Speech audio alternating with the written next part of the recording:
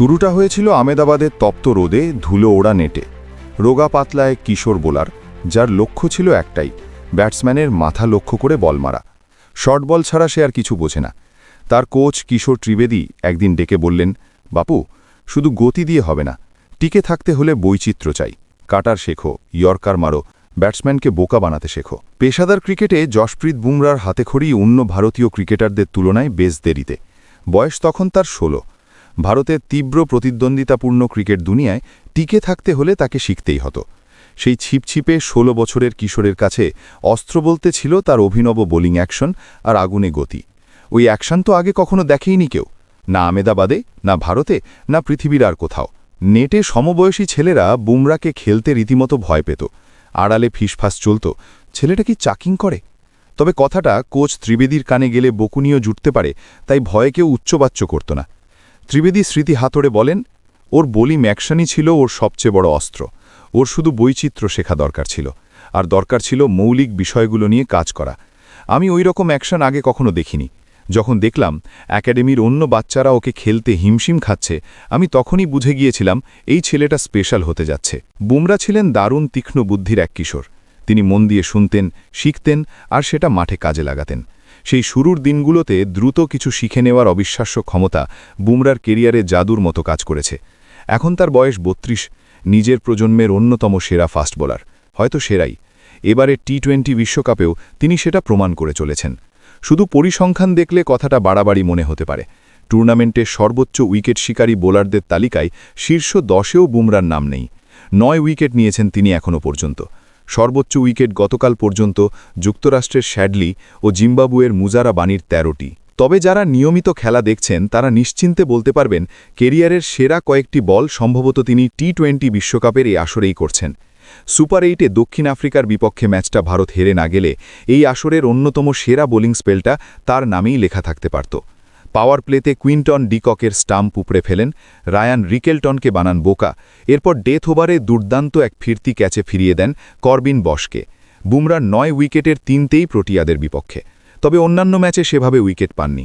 সুনীল গাভাস্কার ও দীনেশ কার্তিকের মতো সাবেক ক্রিকেটাররা বারবার বলছিলেন পাওয়ার প্লেতে বুমরাকে ঠিকমতো ব্যবহার করা হোক, কিন্তু এখনও পর্যন্ত ভারতের হয়ে 6টি ম্যাচে পাওয়ার প্লেতে তিনি বল করেছেন মাত্র 8 ওভার। এর অন্যতম কারণ, ভারতীয় দল যশপ্রীত বুমরাকে অনেকটা ফ্লোটার হিসেবে ব্যবহার করেছে। ফ্লোটার কথাটা মূলত ব্যাটারদের ক্ষেত্রেই ব্যবহার করা হয়, ম্যাচের পরিস্থিতি বুঝে যাকে যখন তখন নামিয়ে দেওয়া। ফ্লোটারের কাজই হল দলকে খাদের কিনারা থেকে টেনে তোলা। বুমরার ক্ষেত্রেও ব্যাপারটা এরকমই। প্রতিপক্ষ দলের সেরা ব্যাটসম্যানের বিপক্ষে সবচেয়ে কঠিন ওভারগুলো করার জন্যই যেন তার ডাক পড়ে। বিপদে পড়লে যেমন আমরা সুপার হিরোদের খুঁজি, অনেকটা সেরকম। সুপার 8-এ ওয়েস্ট ইন্ডিজের বিপক্ষে ভারতের ম্যাচটার কথাই ধরা যাক। পাওয়ার প্লেতে বুমরা মাত্র 1 ওভার, অর্থাৎ 5ম ওভার বল করেছিলেন। এরপর তাকে রেখে দেওয়া হয় ক্যারিবীয়দের ভয়ঙ্কর মিডল অর্ডারের জন্য। বুমরা পরে আবার বল করেন 12তম, 18তম ও 20তম ওভারে। হেটমায়ার ও রোস্টন চেজের 2টি মহামূল্যবান উইকেট তুলে নিয়ে ক্যারিবীয় ব্যাটিং লাইনআপে ধস নামালেন। ওয়েস্ট ইন্ডিজের বিপক্ষে ম্যাচের পর ভারতের কোচ গৌতম গম্ভীরকে জিজ্ঞেস করা হয়েছিল বুমরার ওভারগুলো এমন অদ্ভুতভাবে কেন ভাগ করা হচ্ছে। গম্ভীরের সহজ ব্যাখ্যা ছিল, ভারত বিশ্বের সেরা ব্যাটসম্যানদের আটকাতে বিশ্বের সেরা বোলারকে ব্যবহার করছে। উদ্দেশ্য একটাই, বিপদ সামাল দেওয়া আর ম্যাচে প্রতিপক্ষকে চাপে ফেলা। গম্ভীর বলেছিলেন, আমরা জানতাম হেটমায়ার, পাওয়েল ও রাদারফোর্ডের মতো ক্যারিবীয় মিডল অর্ডারের হাতে বিশাল শক্তি আছে। ওরা উঁচু মানের খেলোয়াড়, চাইলেই ম্যাচটা আমাদের কাছ থেকে কেড়ে নিতে পারে। আমরা আগে থেকেই জানতাম যে ওদের বল করার জন্য মাঝের ওভারগুলোতে বুমরার মতো কাউকেই আমাদের লাগবে। কোচের কথা পরিষ্কার, যখনই ভারতীয় বোলাররা রান বিলাতে শুরু করেন তখনই ত্রাণকর্তা হিসেবে হাজির হন বুমরা। সোজা কথায়, যেখানে বিপদ সেখানেই বুমরা। গম্ভীর আরও বলেন, যখনই একটা বড় রানের ওভার হয়ে যায় আমরা বুমরার কাছে ফিরে গিয়ে ম্যাচের নিয়ন্ত্রণ নেওয়ার চেষ্টা করি, কারণ টি-20 ম্যাচে আপনি কখনোই চাইবেন না টানা 2টো বড় রানের ওভার হোক, এতে ম্যাচ হাতছাড়া হয়ে যেতে পারে। তাই আমার কাছে বুমরা হলো ভরসার সবচেয়ে বড় নাম। আমরা তাকে নানাভাবেই ব্যবহার করতে থাকব। একটা সময় ফাস্ট বোলারদের ইনিংসের শুরুতে বল করানোর পর আবার আনা হতো প্রতিপক্ষের লেজটা বেরিয়ে পড়লে। এখন দিন বদলে গেছে। উইকেটের হিসেব কষার মতো বিলাসিতা বুমরার নেই। তাকে যা বলা হয় তিনি হাসি মুখে সেটাই করেন। উইকেটের কলামটা সবসময় বুমরার বোলিংয়ের আসল গল্পটা বলতে পারে না। প্রতিপক্ষের মনে তিনি যে কী পরিমাণ ত্রাস ছড়িয়েছেন তার পুরো ছবিটা সেখানে সবসময় থাকে না।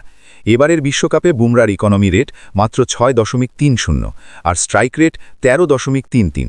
টি-20 ক্রিকেটের মানদণ্ডে এই পরিসংখ্যানকে এক কথায় অবাস্তব বললেও কম বলা হবে। 2023 ওয়ানডে বিশ্বকাপেও ঠিক এই কাজটাই করেছিলেন তিনি। সেখানে সবচেয়ে ভালো ইকোনমি তাঁরই, কিন্তু বুমরা সর্বোচ্চ উইকেট শিকারী ছিলেন না। তবে এসবের কোনো কিছুই বুমরার কাছে খুব একটা যায় আসে না। তিনি শুধু জিততে চান।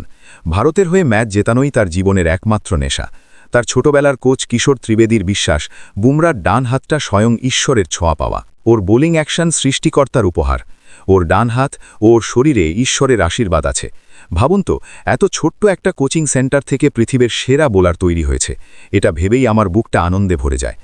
আমেদাবাদের রাস্তায় একদিন যাকে চাকার বলে ব্যঙ্গ করা হতো, আজ সেই শহরের এবং গোটা দুনিয়ার হাজারো বাচ্চা নেটে বুমরার অ্যাকশন অনুকরণ করতে চায়। ত্রিবেদী তৃপ্তির হাসি দিয়ে বলেন, আমি খুব খুশি, দারুণ তৃপ্ত। আমি আশা করি আমার একাডেমি থেকে আরও ফাস্ট বোলার বেরিয়ে আসবে। এখন এখানে এমন 3-4টে 12 বছরের বাচ্চা আছে যাদের বোলিং অ্যাকশন অবিকল বুমরার মতো। আমি তাদের অ্যাকশন বদলানোর কোনো চেষ্টাই করিনি।